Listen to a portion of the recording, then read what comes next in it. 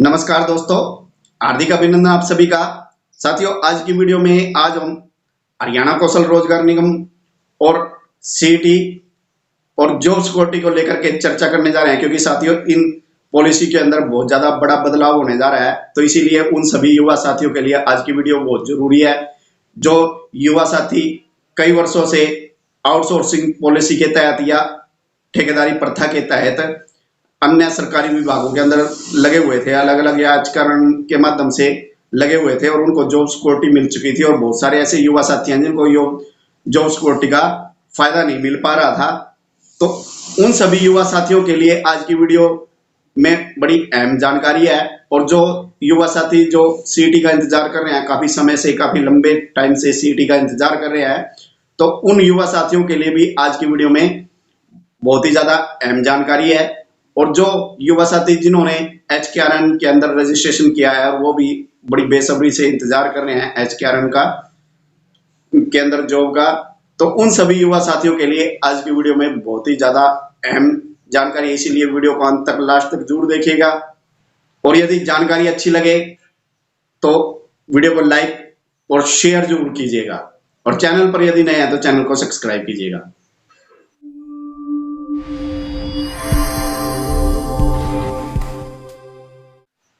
तो देखिए दोस्तों, आप भी स्क्रीन के ऊपर देख सकते हैं और इसको पढ़ सकते हैं। मुख्यमंत्री नायब सैनी की अध्यक्षता में हरियाणा मंत्रिमंडल की बैठक शनिवार को सुबह यहां मुख्य सचिवालय की कमेटी में रूम में होगी। मंत्रिमंडल की यह दूसरी अहम बैठक होगी जिसमें लगभग 2.5 दर्जन एजेंडों पर चर्चा की जाएगी, और उम्मीद है कि इस बैठक में कर्मचारियों के से जुड़े एजेंडों पर चर्चा होगी। इसके अलावा अन्य वित्तीय विभाग से संबंधित एजेंडों पर भी चर्चा संभावित है। जिस सबसे ज्यादा नजरें कॉमन एलिजिबिलिटी टेस्ट यानी कि सीटी में संशोधन पर टिकी हुई हैं। लाखों युवा इंतजार कर रहे हैं कि सीटी में संशोधन हो ताकि नया सीटी हो सके। संभावना है कि सीटी में संशोधन का एजेंडा मंत्रिमंडल की बैठक में रखा जा सकता है। अभी तक सीटी पास उम्मीदवारों में से स्क्रीनिंग टेस्ट, नॉलेज टेस्ट के लिए 4 गुना और शॉर्टलिस्ट करने का प्रावधान है। सामाजिक आर्थिक मानदंड के अंकों में भी सीटी में शामिल है। चूंकि हाईकोर्ट ने सामाजिक आर्थिक मानदंड अंकों को असंवैधानिक करार दिया था, इसीलिए सीटी पॉलिसी में भी सामाजिक आर्थिक मानदंड अंकों को हटाने की जरूरत हो गई है। इसीलिए इसके अलावा युवा मांग कर रहे हैं कि सीटी को क्वालिफाई बनाया जाए, मगर सरकार का प्रस्ताव है कि 10 गुना सीटी पास उम्मीदवारों को शॉर्टलिस्ट किया जाएगा। अब मंत्रिमंडल की बैठक में इस पर चर्चा होगी, और चर्चा के बाद यह तय होगा कि सीटी क्वालिफाई किया जाएगा या 10 गुना को ही शॉर्टलिस्ट करने का प्रावधान किया जाएगा, या 10 गुना से ज्यादा का प्रावधान किया जाएगा। अनुभव के जो भी अंक मिलते थे, अब सीटी संशोधन में उन्हें भी हटा दिया जाएगा। और सीटी में एक बड़ा संशोधन यह भी प्रस्तावित है कि जब ग्रुप अनुसार स्क्रीनिंग टेस्ट होगा तो वेटिंग लिस्ट भी ग्रुप के अनुसार ही तय की जाएगी, मगर अंतिम फैसला मंत्रिमंडल की बैठक में होगा। सीटी में प्रावधान है कि एक बार सीटी पास उम्मीदवार अगर चयनित हो जाता है तो दूसरे पदों में चयनित प्रक्रिया में उसका सीटी समाप्त हो जाता है, मगर अब इस प्रावधान को बदला जा सकता है। तो दोस्तों, और अब जो अगली अपडेट है वो HKRN, जो युवा साथी जिन्होंने HKRN में रजिस्ट्रेशन किया था और उसमें भी संशोधन किया जाएगा, तो उसको लेकर के भी आज जरूरी सूचना, और वो भी आप स्क्रीन के ऊपर देख सकते हैं और उसको पढ़ सकते हैं।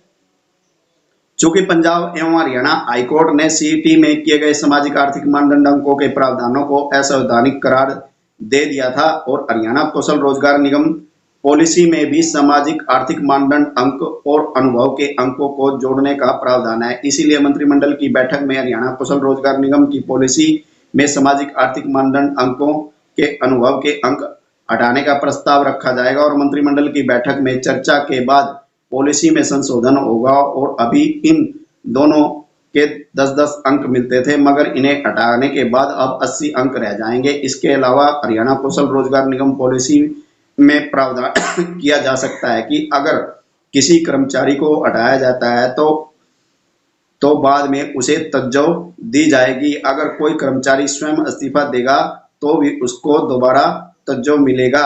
अगर किसी को दुराचरण में हटाया जाता है तो उसे दोबारा नहीं रखा जाएगा।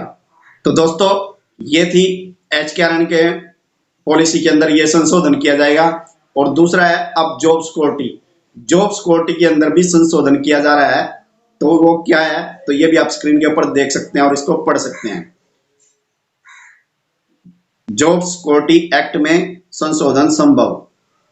हरियाणा विधानसभा चुनाव में जॉब सिक्योरिटी विधेयक पारित हुआ था और राज्यपाल की मंजूरी के बाद यह अधिसूचित भी हो गया था। इसमें प्रावधान किया गया था कि 14 अगस्त 2024 तक 5 साल या इससे ज्यादा सर्विस वाले अस्थायी कर्मचारियों को जॉब सिक्योरिटी दी जाएगी। इसमें यह भी प्रावधान किया गया था कि एक कैलेंडर वर्ष में कम से कम 240 कार्य दिवस होना चाहिए। इस वजह से कई कर्मचारियों को जॉब सिक्योरिटी नहीं मिल पा रही थी, क्योंकि 2019 में भी 14 अगस्त तक 240 दिन नहीं बनते और 2024 में भी 14 अगस्त तक 240 दिन नहीं बनते, या किसी के 240 दिन पूरे होने में 2 दिन कम पड़ते हैं। कैलेंडर वर्ष 1 जनवरी से 31 दिसंबर तक होता है। इसीलिए मंत्रिमंडल की बैठक में संशोधन प्रस्ताव रखा जाएगा। कैलेंडर वर्ष को उस दिन से शुरू माना जाएगा जिस दिन से कोई कर्मचारी सर्विस में आया है। और उदाहरण के तौर पर अगर कोई कर्मचारी 14 अगस्त 2019 को सर्विस में आया है तो उसके एक वर्ष साल में 240 कार्य दिवस 14 अगस्त 2020 तक एक वर्ष में गिने जाएंगे। इसी तरह से अगर कोई कर्मचारी 20 मार्च 2019 को सर्विस में आया है तो उसका एक वर्ष 240 दिन 20 मार्च 2020 तक एक साल में गिने जाएंगे। ऐसा करने से कई अस्थायी कर्मचारियों को जॉब सिक्योरिटी का लाभ मिल सकेगा। आशा करता हूं आप सभी को यह जानकारी अच्छी लगी होगी। इसीलिए वीडियो पसंद आई है, जानकारी अच्छी लगी है तो लाइक और शेयर जरूर कीजिएगा और चैनल पर यदि नए आए तो चैनल को सब्सक्राइब कीजिएगा। तो आज की वीडियो में सिर्फ इतना ही। मिलते हैं फिर नई वीडियो में नई जानकारी के साथ। तब तक सभी साथियों को जय श्री राम, वंदे मातरम।